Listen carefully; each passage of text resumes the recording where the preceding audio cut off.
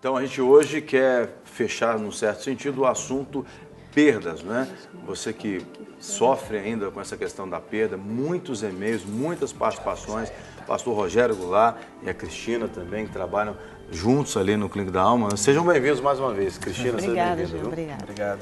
Você que está em casa já sabe, né? Você tem aí várias formas de participação. A Luciana te lembrou do nosso CAT, mas nós temos o nosso e-mail, clinicadaalma@redesuper.com.br e o nosso Twitter também, @detudoumpouco.tv, canais pelos quais você pode interagir conosco, contando a sua história, participando do tema em questão, mas também sugerindo temas para o nosso quadro Clínica da Alma, que todos os dias vai ao ar e a gente espera abençoar muitas pessoas, como essas que nós vamos ler agora com o Maurício, as participações dela. Por favor, Maurício. Vamos lá, tem aqui a primeira do Edmilson de Belo Horizonte, ele coloca o seguinte: tive uma perda recentemente, embora material. Busco a Deus e me empenho e não vejo resultado nenhum. Continuo perseverando, haverá resultado? Perseverança é o fator chave em tudo na nossa vida, né? Então, na realidade, o que nós temos que entender é que nada acontece nas nossas vidas que fuja do controle do Senhor. Né? E o texto muito importante é que nós temos que reconhecer, ou seja, a soberania do Senhor e entender que nada está fora do controle e o Senhor tem o controle de todas as coisas. Então, ou seja, nós precisamos ter a perspectiva e enxergar que o Senhor ele usa essas situações muitas vezes para nos ensinar, para nos forjar, para lapidar as nossas vidas e entender que a nossa suficiência vem dele. As coisas é uma bênção, ou seja, é uma mordomia que o Senhor nos concede, mas entendendo que Ele é a rocha e é nele que está a nossa confiança e a nossa fé. Rogério, eu penso às vezes que a perda pode ser até uma forma de Deus nos tirar de uma situação que parece cômoda para a gente e até boa, parece, mas às vezes não. Deus quer nos levar a enxergar algo muito mais além daquilo que a gente está enxergando. E Deus sabe exatamente onde mexer, que área e de que forma que Ele vai conseguir com que a gente saia, muitas vezes, do nosso lugar de conforto, do nosso lugar de falsa segurança, entre aspas. Então, Deus sabe exatamente onde mexe. Às vezes é a nossa saúde, às vezes é a área financeira, muitas vezes é a área relacional.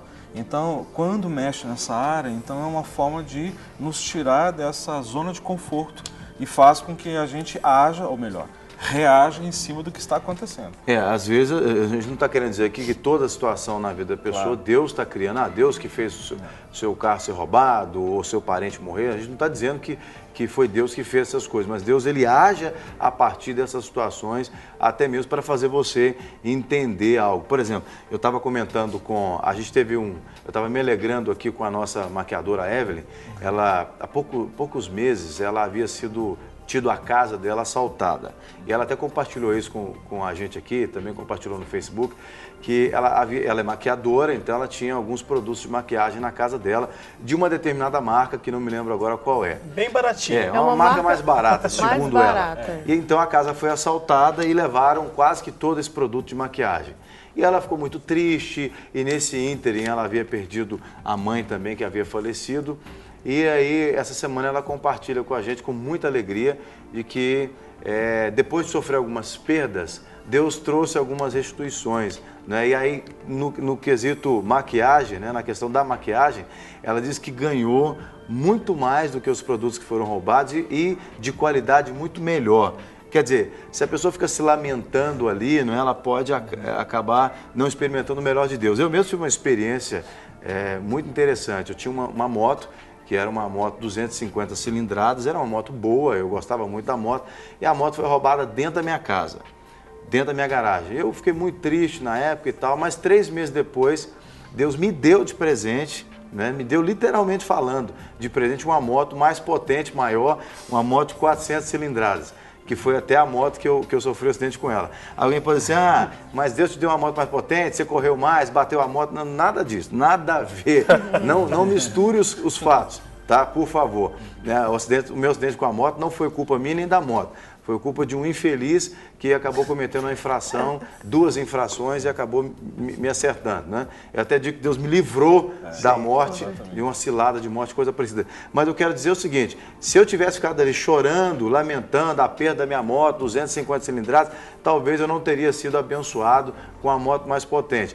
Aliás, a primeira coisa que eu fiz quando eu fui roubado foi abençoar o ladrão. Foi que essa moto seja uma bênção na vida desse ladrão e tal. Foi fácil para eu fazer isso? Não foi fácil. Mas eu fiz, né? E Deus me honrou lá na frente. Até em cima do que o Jean está falando, pastor, vou fazer uma pergunta. A gente conversou bastante com a Cristina nesses 2 dias, que te representou muito bem, diga-se de passagem. A gente falou sobre essa superação nas etapas, as etapas das perdas, né? Existe diferença, a Cristina também pode ajudar, na perda emocional, aquela perda que você perde alguém, ou você perde uma pessoa muito querida, tanto por morte ou porque alguém vai viajar. Por exemplo, a gente está com o Joey aqui cantando, daqui a pouco o Joey vai para os Estados Unidos, a gente fica triste que ele foi para os Estados Unidos e queria que ele ficasse aqui no Brasil mais perto da gente. Daqui a pouco o Joey vai para a rádio comigo, fazer entrevista ao vivo lá na Super FM. Mas existem pessoas que têm a perda financeira ou uma perda material, como foi do caso que eu li. Também tem essas etapas na perda, às vezes a pessoa, sei lá, perdeu a moto e entra numa depressão profunda por aqui. Na realidade, precisa passar por essas etapas naturais, ou seja, normais. Porque a perda material parece que ela é muito mais fácil de nós lidarmos ou superarmos. Mas, por exemplo, tem a perda também no que diz respeito a emprego, não é? Então a pessoa perdeu o emprego, de repente, há muitos anos trabalhando lá, e aí vem aquele sentimento, aquele abatimento. Puxa vida, e agora o que eu vou fazer? Como vai ser minha vida? Como que eu vou poder cumprir os pagamentos que eu tenho, os meus compromissos? Então, isso pode afetar o emocional também. Então, a perda material, ela precisa passar por um processo também, no sentido de você visualizar a situação, de você não ocultar esse sentimento, a frustração, mas entender que Deus é o provedor, é quem vai suprir essas coisas. Agora, o problema todo é quando a pessoa simplesmente ela está tão ligada na questão material, ou seja, que ela começa muitas vezes a achar que a vida dela não tem mais sentido sem aquele bem. Ou, por exemplo, um emprego. Sem um emprego, o que vai ser? Acabou minha vida. Não é? Não tem mais futuro para eu viver. Não, há pessoas que até suicidam. Tem. Né? A gente já ouviu falar de casos de pessoas que suicidaram. Nós tivemos ontem um caso de uma pessoa falando sobre isso, Jean. Uma pessoa ligando, falou que está convivendo com parentes que se suicidaram por causa de perda de bens materiais. E isso eu queria só salientar essa questão, que na realidade o que nós precisamos compreender é quem que é a fonte nas nossas vidas. Quem é a fonte? A fonte é Deus, ou seja, as coisas que nós temos e o nosso emprego, na realidade é um canal que Deus abriu, uma porta para nos abençoar.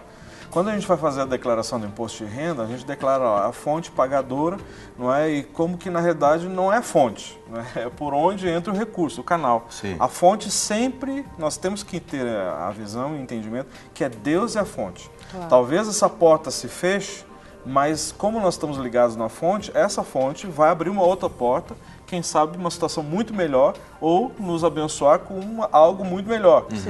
Porque quando nós fechamos questão que aquilo para mim era tudo, então o meu coração está ligado nisso. E é isso que nós precisamos entender. É a questão do coração. Onde está o seu coração? Isso, aí está onde estará o seu tesouro. Exato. Agora, até que ponto é natural, saudável a gente sofrer por uma perda de um emprego ou perda de, financeiramente falando, uma perda, pessoas que se afundam numa certa depressão. Será que é porque realmente elas estão colocando toda a sua confiança no trabalho? É natural, porque às vezes quem está em casa falou, nossa, mas eu sofri com uma perda de emprego, sofri com uma perda material, então quer dizer que meu coração está no dinheiro? Não necessariamente no dinheiro, mas na realidade, muitas vezes, existe um costume, um hábito.